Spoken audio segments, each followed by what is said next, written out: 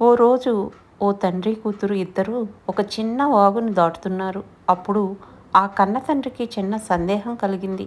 ఆ వాగు ప్రవాహంలో కూతురికి ఏమవుతుందో అని తన కూతురుతో ఇలా అన్నాడు. చిన్ని తల్లి, నువ్వు నా చేయి గట్టిగా పట్టుకుని నడువు. అప్పుడు నువ్వు వాగులో పడిపోకుండా ఉంటావురా అని. అప్పుడు ఆ కూతురు ఇలా అంది, లేదు నాన్న, మీరే నా చేయి గట్టిగా పట్టుకోండి అని.